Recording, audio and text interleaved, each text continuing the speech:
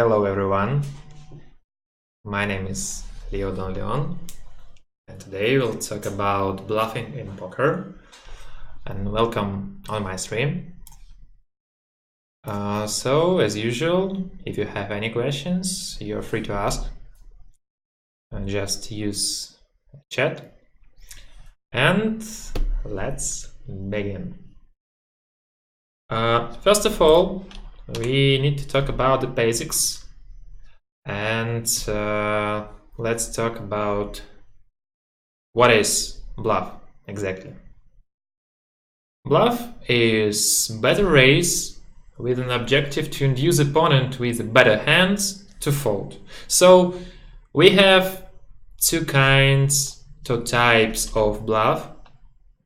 First, pure bluff means that we bet with a weak hand that have no chance of improving on later streets. Or we can use semi-bluff. It is also bet with a weak hand, but it can improve in a later round. For example, you can have flush draw or an open-ended straight draw, so bet with such hand will be a semi-bluff, because you have some runouts on turn or river that can improve you. And it is very important to understand what is the purpose of your betting. So it is a very interesting question about how to pick the right moment on pre-flop to use bluffs. Because everybody knows that poker is a game of bluffing. And how can we know is it the right time to bluff or not? So first, you should use bluff 3-bets against wide range positions. It means positions like cutoff, button or small blind. It is easy to understand why should we 3-bet, especially against them, because they should open a lot, because they want to steal our blinds. And that's why we need to protect somehow, and 3-bet is really good decision here, because they will have a rather big frequency of folding to 3-bet.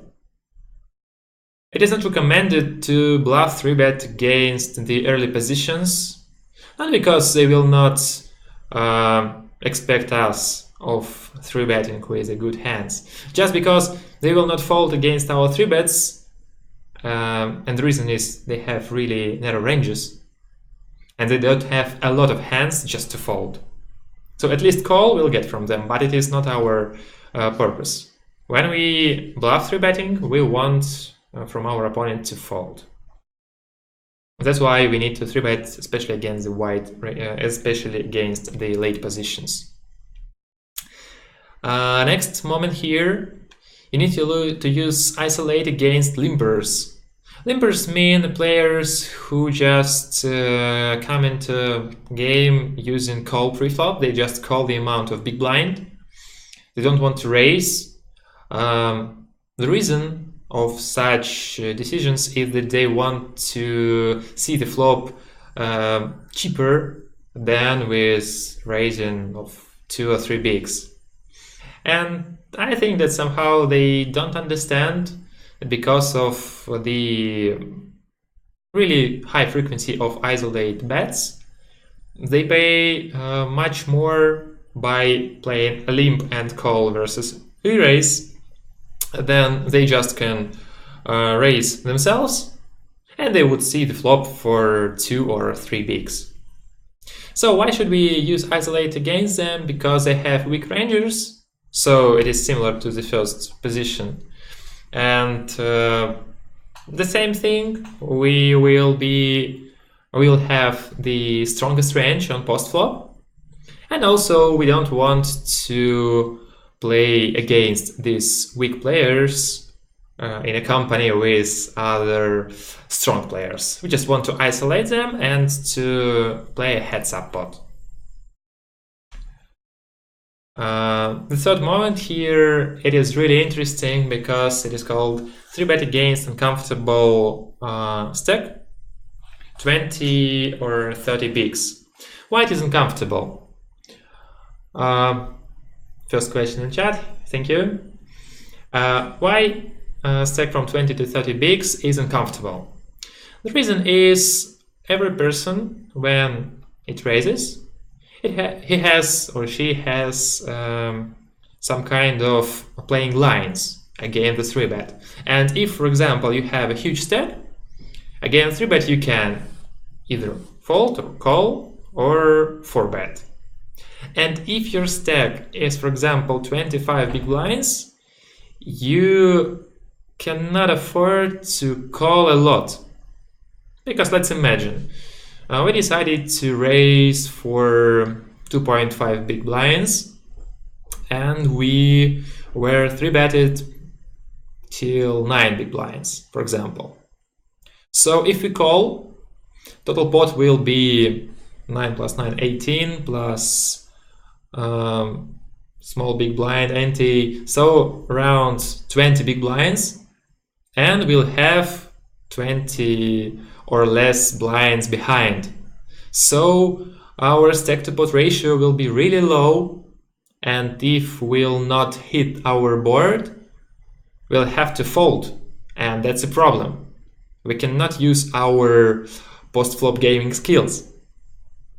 That's why we cannot call. So if we'll divide our lines on 3 parts, like fold, call, and re-raise, if we cannot call, all these hands would spread against among the first and the third decision. So, or fold or re-raise. And it's obvious that almost all hands from a previous calling range will go to folding range. So that our success rate of 3-bets will increase. That's why we should 3-bet against especially these stack sizes. The fourth here is that we should use shark scope to find under money pressure players. It means that we need to know as much as we can about our opponents, and shark scope can help us to understand what playing limits are usual for example, this player. Is he a recreational player or not? And if you understand that he is really under money pressure, he will be the easy target for our bluffs because he will fold a lot. It is easy.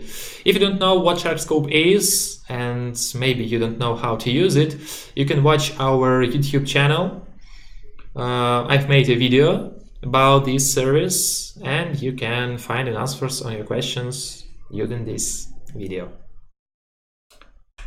Next, watch the dynamics. It is really interesting point here because dynamics, it could be different. And the reason here is if, for example, your opponent raises a lot, he just raise again, then you can try to stop him by 3-betting. It is called a light 3-bet. Means that you just don't have a really strong hand and you just want to like punish him because he opens a lot and he cannot has really strong hands almost every time when he opens. That's why we can 3-bet him using the dynamics. How to pick the right hands? It's really important question because, okay, let's imagine that we decided that we need to start bluffing. And what hands should we use pre-flop for bluff 3-betting if we have enough chips in our stack? As you can see here, we can have 3 fields to find these hands, like off-suited broadways, low-suited ace-x, and low-suited connectors and gap connectors. Why these fields? First, let's talk about the off-suited Broadway. The reason is of picking these hands, the blocker effect. It means that if you, for example, decide to 3-bet bluff with king, queen off-suited, number of combos of king x combos or queen x combos is decreasing, And it is less possible that your opponent will 4-bet for value with such hands like pocket kings, ace king, pocket queens, and so on, because you just block this possibility. Why suited aces and suited connectors? Here the reason is we want to cover all possible flops in our 3-bet pots. I mean, let's imagine that we want to 3-bet only with the top of our range, with these hands, and the board will be 7-4-2 or 7-4-3, no flush draw. And if your strategy says that you should 3-bet only these hands, high hands, you will not have anything except the overpairs on this board. And that's a problem, because our opponent, if he play poker really very well, he will understand it and he will just push us from these flops, and we will not do anything against him because we don't have nuts here. That's a problem. And because of this covering reason, we need to pick these hands from not only the Broadway range.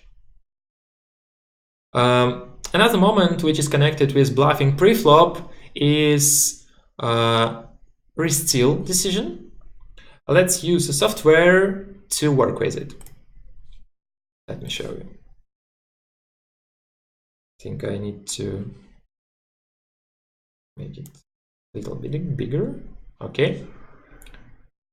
I hope that you can see what is on my screen. So let's talk about the re-steals. Let me prepare a little. Let's use, sorry, need to use English language.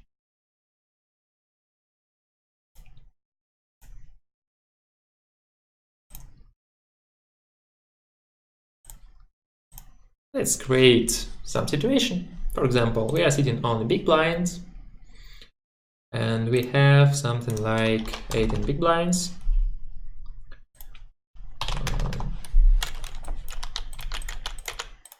And our opponent on the button has 30 big blinds. And he decided to raise here for 2,500. And we want to know which hands can we use here for 3-betting. It is a re-steal spot. And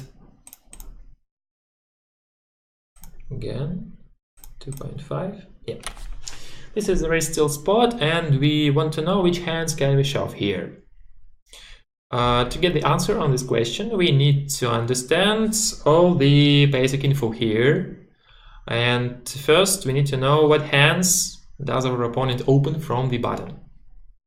So let's try to think. He has 30 bigs, 26, 18. So I think that he'll open almost every suited ace, suited king, maybe suited queen. Maybe he'll just open shove with deuces till fours. Maybe here, off-suited Broadway, off-suited a6. Not sure about the low aces. Something like that. Maybe a little bit more hands. And we want to know what can we shove here.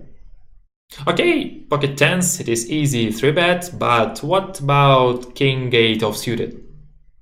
To answer this question, we need to create the calling range of our opponent. Let's look here. With the yellow color, we should pick the hands which we are thinking about his calling range.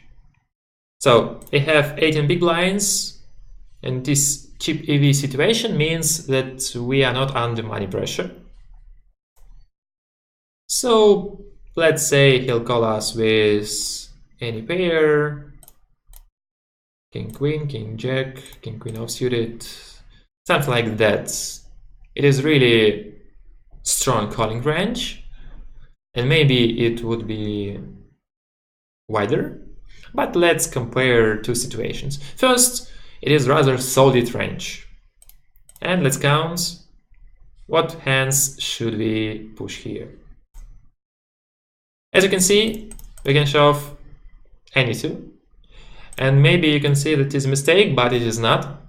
The reason is our opponent opens a lot of hands and he cannot call us with all his huge range. And that's why, and that's how we can exploit it. So we can shove any two hands. And you can see, for example, we have 6-3 offsuited, and every push here gets us a little bit more than one big blind. And with our stack size for 18 bigs, it is really a very good win rate, and that's why we can use it. What thing can you get from here? The main point here is you should not push all these hands.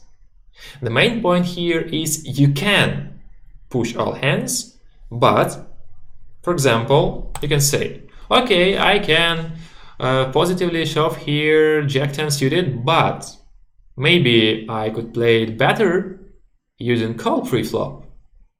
And I think it is an easy yes. So we will not push Jack-10 suited, but if, for example, we have King-7 offsuited, we say, it's not very good for post-flop, especially out of position, especially against his stack size.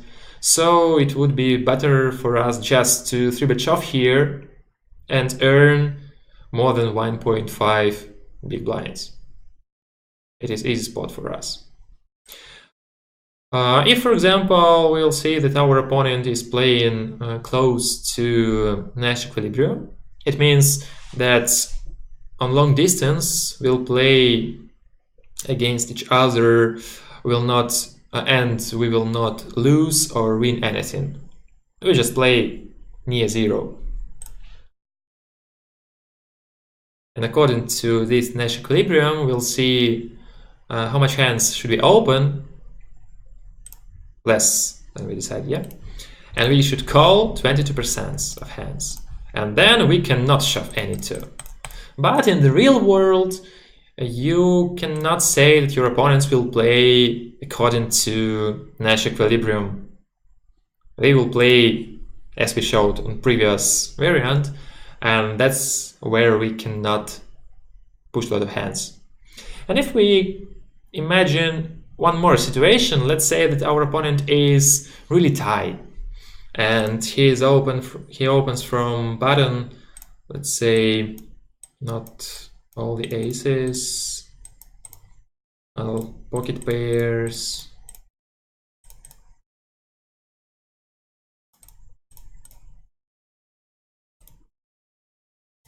something like that. Okay, let's imagine this situation. What if we say that as a small blind 3-bet, should we still shove? You know, if you look at our stacks, and if small blind decide to 3-bet here, how much would he 3-bet? Something like 10k. So if we shove here, we'll not have any fold equity. But wait a minute, let's finish with this situation and we'll just count it. It is easy. Let's imagine that small blind decided to 3-bet here. So in this scenario, we'll not have a fold equity. And we want to know which hands can we shove here. Yeah. But a minute, please. Let's finish this situation. So very tight player decided to open here like this, okay? And he'll call us with all his strong hands like this. And we should decrease a lot of hands in our showing range here just because of his low frequency of raise pre-flop. So let's check your answer. Let's say that our opponent decided to open here for 36%, okay. And small blind decided to 3-bet for 10. Sorry. Solvent. As you can see, our action tree gets one more section, and we need to create all the ranges here. Let's imagine what hands can be 3-betted here for almost a half of the stack of the small blind.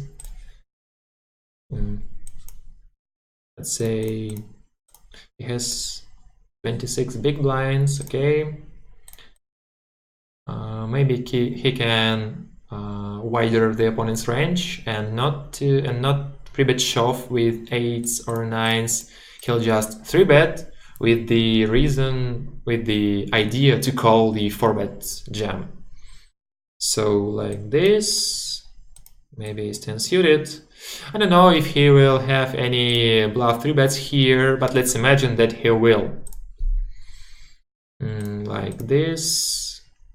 Here he can just call with his hands and bluff 3-bet range, maybe ace 10, king jack, king 10, maybe some kind of these hands. I don't know, because you know it is easy to create a value range, but the bluffing range, it depends on the opponent's style. So let's just imagine that he will use these hands for bluff 3-betting here, maybe some low suited aces. Okay. Why I didn't pick these hands? Because I think they would be easily called here pre-flop against the button. So moving on, our pushing range is unknown. We'll count it. So let's look at this range. What button would call against our range? Especially if he knows that he has a 3-better here and we don't have any fold equity. I think that his calling range would be really narrow, like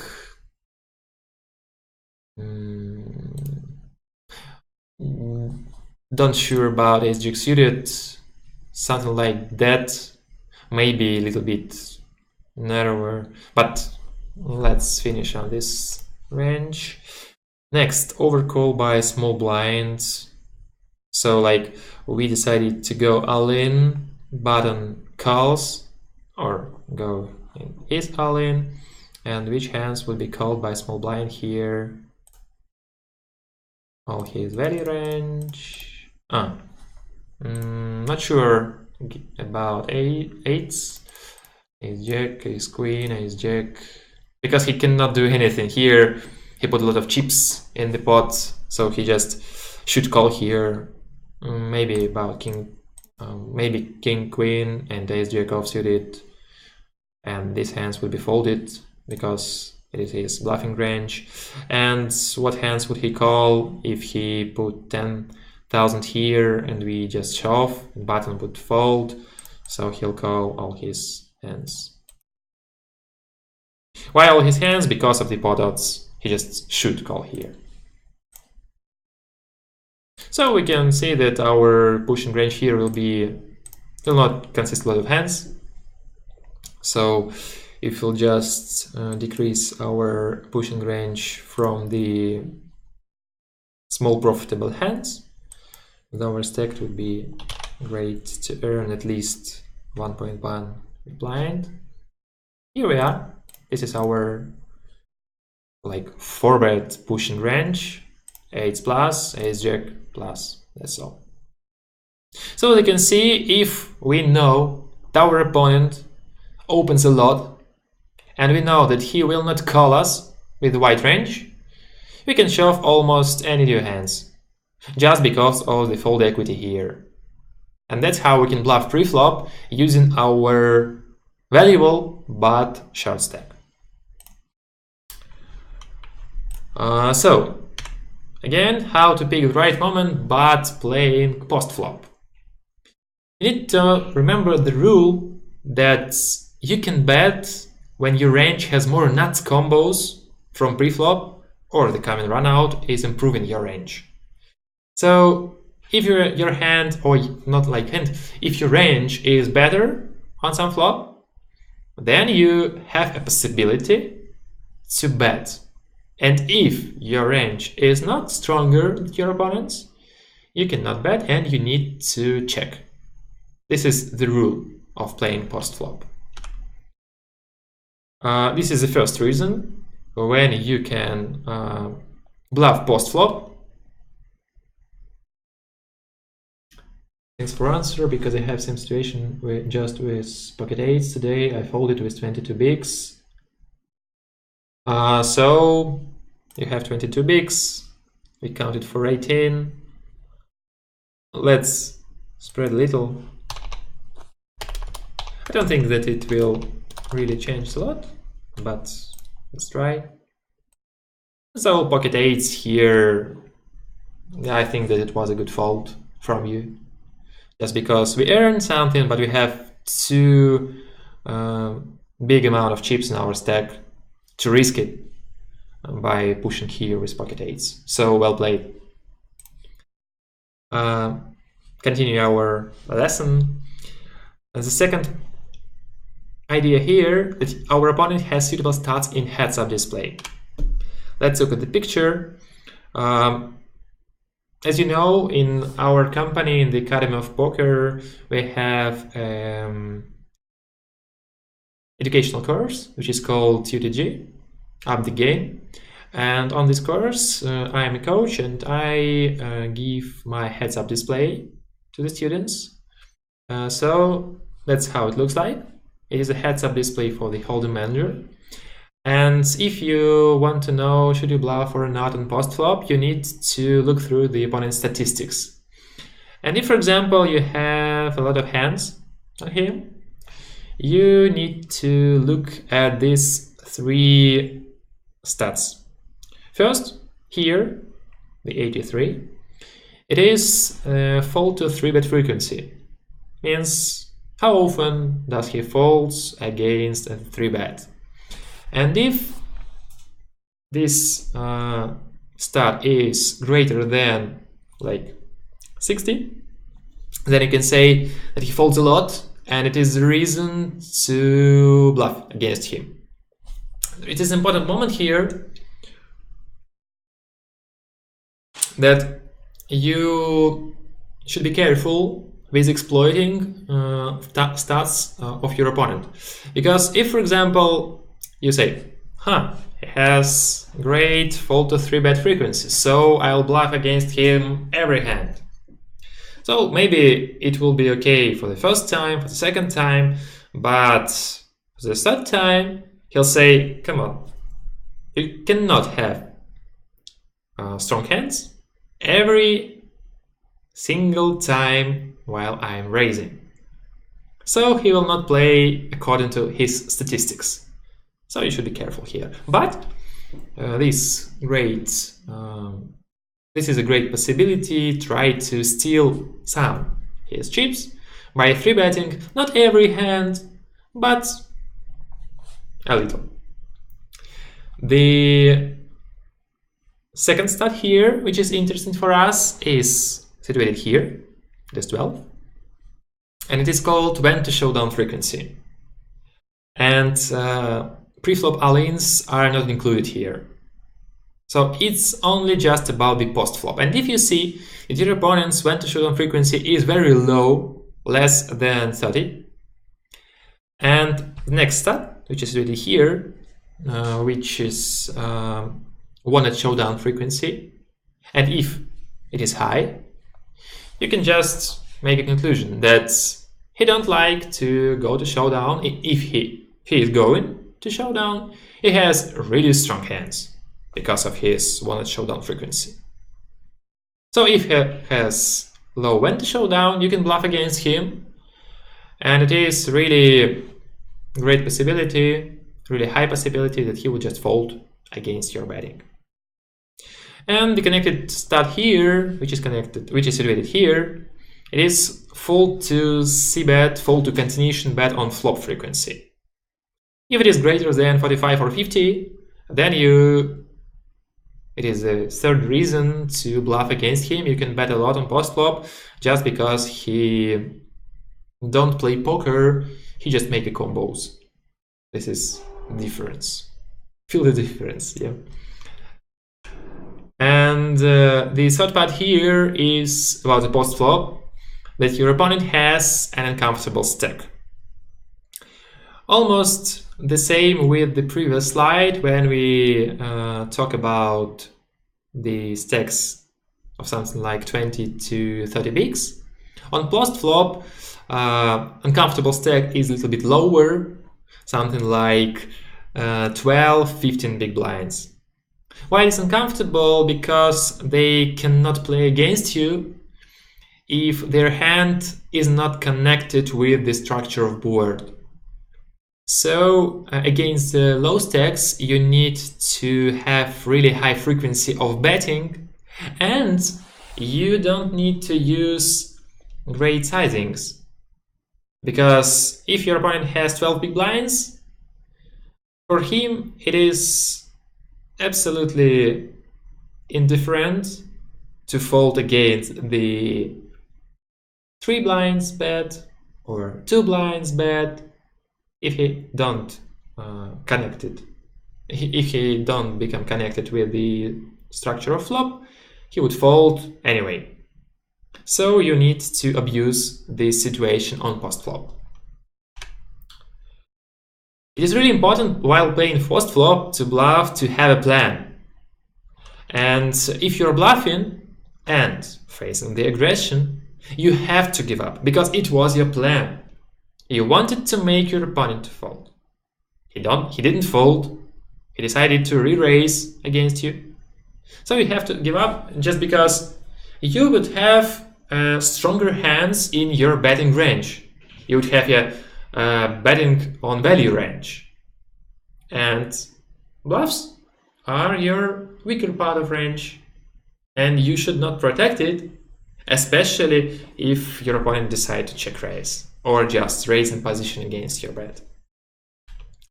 Even click raise means that, for example, you bet 5 big blinds and your opponent decided to raise you for 10 big blinds. So really small sizing.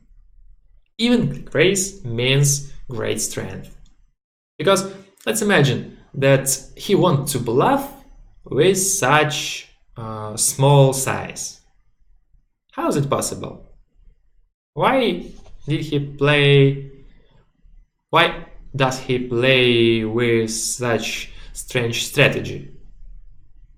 It is easy to understand that if he wants our fold, he would bet a lot to put a powerful pressure on us. And if he doesn't, it is a question. Does he really want us to fold or maybe to call? Yeah.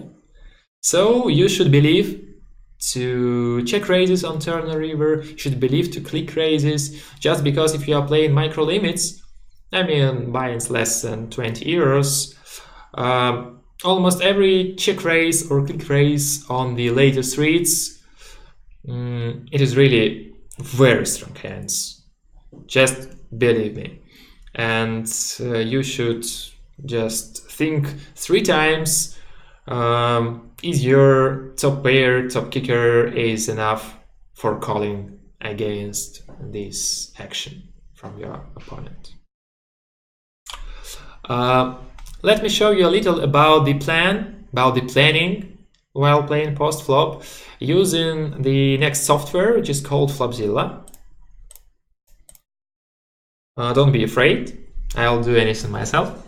I just want to share the results with you. Let's imagine the situation that we decided to open from the early position. We have a rather huge stack, for example 50 big blinds, and we get called by the cutoff or button. Here we'll create our open raising range. Let's say we'll open pocket pairs from 6s,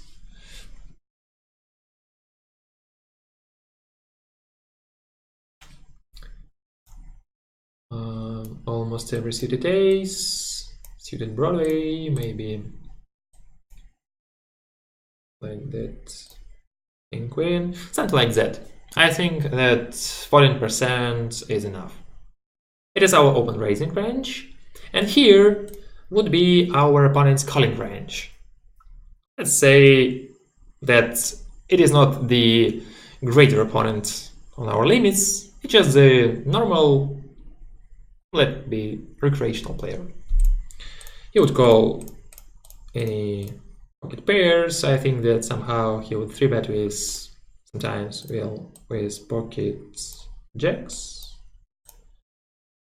He would call all the suited Broadway, all the connectors, maybe gap connectors, suited aces.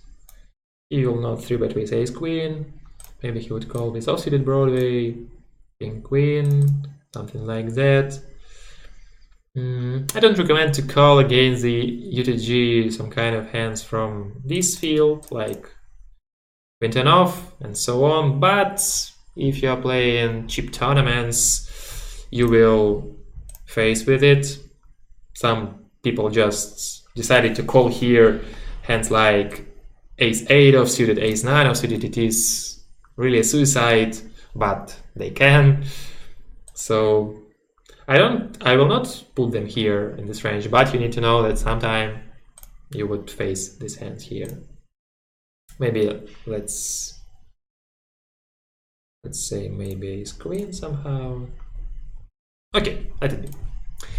And we flop this interesting board. Ace-9 deuce rainbow.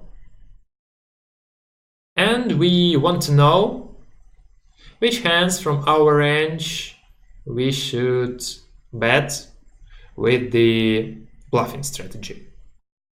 It is important, as I mentioned before, that we need to have a plan.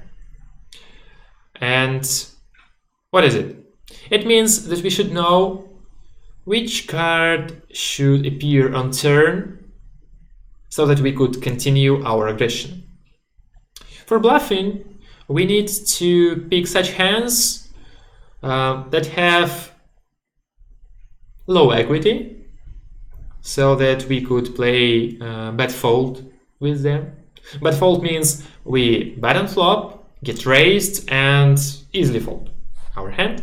So it should have low equity, and it should have a possibility to continue barreling. Means we can fire a second bullet. So let's think what hands could it be. First, we need to know which hands would call against our bet. Let's say we would bet here something like half of the pot. Let it be. The easiest bet sizing on micro limits tournaments, just because in bet sliders it is the most common pattern, half of the pot. So if you bet half of the pot, our opponent would call with pocket set, 2 pairs, top pairs, pocket pair below top pair, jacks and tens also would call, middle pair would call, weak pair. I don't know really. Let's say that he would call with 8, 7s, maybe 6s, and lower pairs would just fold here. I don't know if recreational players really know what is backdoor, but I hope that they are imagined. So let's imagine that they would call with some king X with the backdoors flush, with the strategy to try to float us, so that they want to call us, and if we check on turn, they would fire against us. So 6 combos, and that's all. Here how their range would look like. I think it is really good. Not sure about king queen off-suited, but let it be folded. And we should know which hands are suitable for us for bet here. Here you can see the equity matrix, and It is our range, and you can see that we have a lot of equity with ace king, ace queen, ace jack. I mean 76% of equity. It means that we have very strong hand here. And look, for example, at pocket sixes. As I mentioned before, if you want to bluff, we want to have a hand with low equity. It has 12% of equity, it is really low equity. And can we continue our aggression with pocket sixes? Which cards on turn would be suitable for us to continue? I think it is easy, the easiest question on our today's lesson, and there are only two cards, just 6 and 6, and that's all. And let's compare. Let's, for example, say that we would continue here with backdoor Broadway, means this, king queen, king jack, king 10 of hearts, clubs and spades. They also have low equity, but if, for example, we decide to bet here with king queen of hearts, which hands are good for us? Which cards, sorry, are good for us on turn? Hearts, any hearts. Then jack, 10, because we would have a gut shot and we can continue. We can get into king or queen, so we'll buy a second pair and we will beat all the opponent's range except the ace. So feel the difference, yeah? You could bet here with sixes and with king queen. And look, equity is pretty similar, 12 against 15. They are really close. But our strategy, our plan would be much better if you'll decide to bet with this kind of range. So, what do you need to know here? You need to know if you bluff, you should have a plan. You should, while you are on the flop, you should think about the future, about the nearest future, about your turn. And you need to know which hands are suitable to continue and which are not. Then, bet sizing. Number one rule that I give to my students is about the sizings. Pick your bet sizing based on your goal. You need to know what do you want from your opponent's range here while you're betting. And if, for example, you want to bluff, and you should ask yourself, what part of the opponent's range am I attacking? If you want to make him fold with ace high, you should ask yourself, okay, if I were him, would I fold with my ace high for the pot bet? I think yes. Would I fold against the half pot size? Yes. Would I fold for 20%? I think no. So, if you want to make him folding the ace high, you need to bet something like 40 or 60% of the pot. It would be okay. And if, for example, you want to make your opponent to fold with the top pair, which is, I think, totally impossible on the micro limits, you should bet something like an overbet. Just because if you bet 60% of pot, your opponent will say, okay, cheap, okay, I call. I have a top pair, you are bluffing. So, the same with the value betting.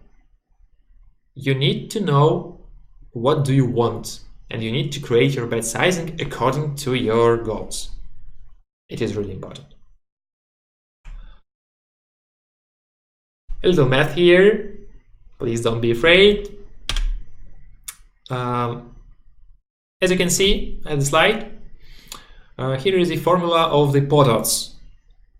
Pot odds are compared with the equity, and if your opponent's equity is greater than pot odds, he can call.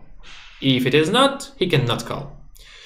So to count the pot odds, we need to divide risks by total pot. Means we need to divide our bet by bet plus pot that were on the flop before the betting and plus call. So let's talk about the pot bet. It means that, for example, we have one chip on pot and we are betting one chip. So pot odds would be here pot,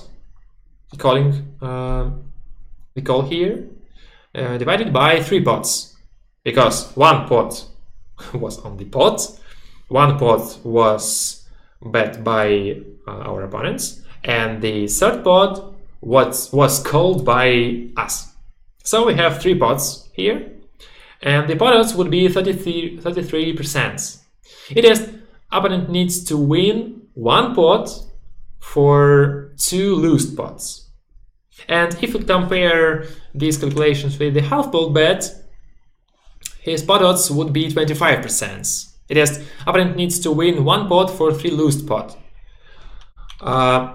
What does it mean?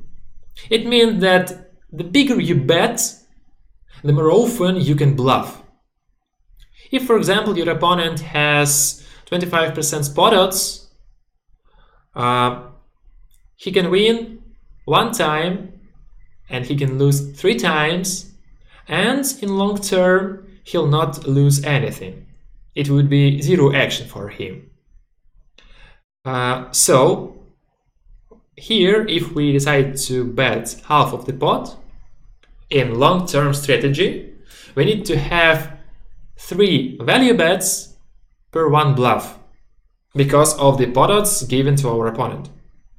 And if we decide to bet a pot bet size, we can have 2 value bets on 1 bluff. So if you want to bluff, you need to pick bigger sizes. If you want to value, you can pick the smaller sizings. Because if you bet small, your opponent would call you. If you bet big size, your opponent will not. It is easy, but you need to understand the mathematical foundations of all this stuff. So the bigger you bet, the more often you can bluff. It is easy. Why do we need to use semi-bluff? As I mentioned at the beginning of our lesson, we have 2 types of bluffs. The pure bluff, when we don't have anything, and the semi-bluff, when we have something. So the reason is aggressive play helps us to increase our winning probability. Let's imagine the example that our hand is Queen 9 suited and flop is Ace 5 King with our flush draw. If we decide to create our strategy here, we can 2 lines. First, we can bet, and the second we can, let's say, check call. We don't have a check raise in range. Let's say bet or check call.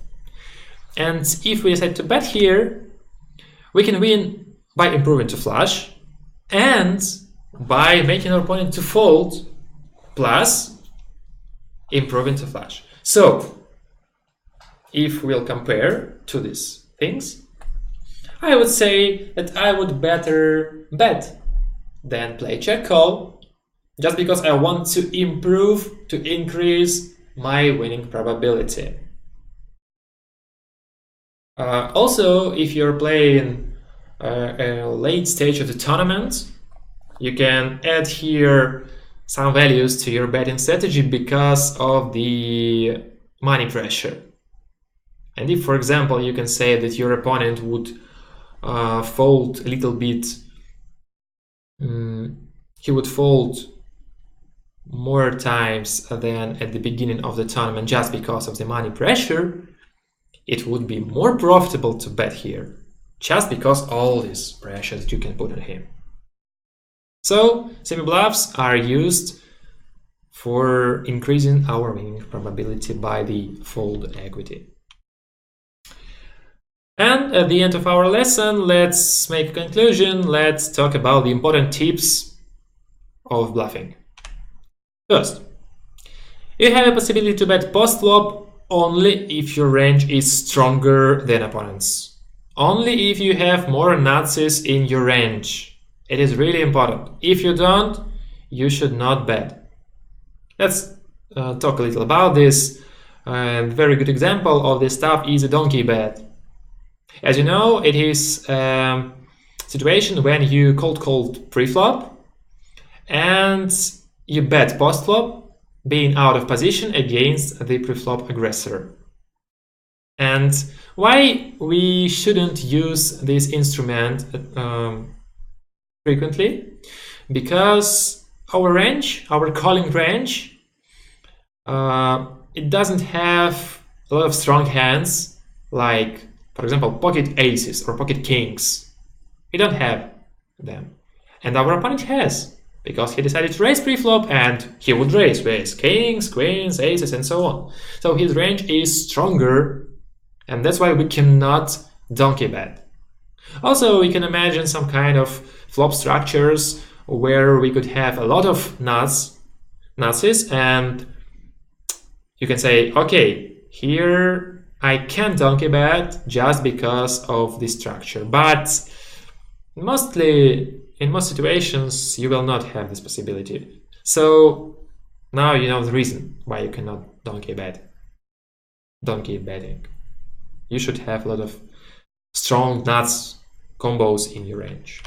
Second, you don't need to have better hands to win the pot because of all this stuff that were mentioned today.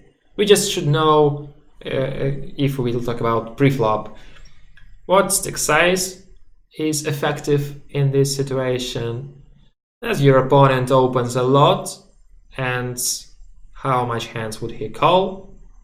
Then you need to know what is your how do you look like at this current situation. Maybe you have a really tight look and your opponents would afraid of you, so you can use it to win the pots, and you don't need to have a great hand to win the pot, which is important. Yeah.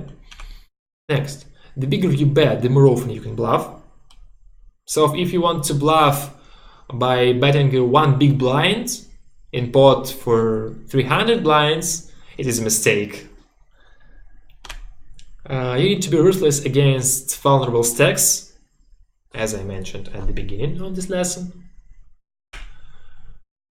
You should not bluff against multiple players. It is really important, because if, for example, your opponent has a 50% probability of folding to your bet, if you have two opponents in the spot, total probability of folding would be 50% multiplied by 50%, and the total probability would be 25%. It is really low frequency, and that's why you should not bluff against multiple players. And if you want to bluff, if you want to try bluffing, try to use this strategy while you're in position. In position means that your word on post-flop is the last. It is really important, because it will be easy for you to train this strategy. So the best position on the table is a button, because you will be always in position. And last, using caps lock, yeah? Do not bluff against huge stacks of weak players, especially at the beginning of the tournament, because they would just call with the forced pair just because they can. So do not make these mistakes. Okay, that was all the theories that I wanted to show you today. Thank you for coming. If you have any questions, you can ask them. And now we have a little promo in our company. I mentioned before our educational course, UTG. And you can get this course totally free. You can come to my lessons for free just because we are working with some poker rooms that can pay for your education if you'll make a registration by our links. So you should register in one of our partner rooms. If you have any questions about the UTG course, you can ask our managers, and their contacts are just below in the description of this video. So, if you have not any questions, thank you for coming. It was great to work with you. See you in next videos.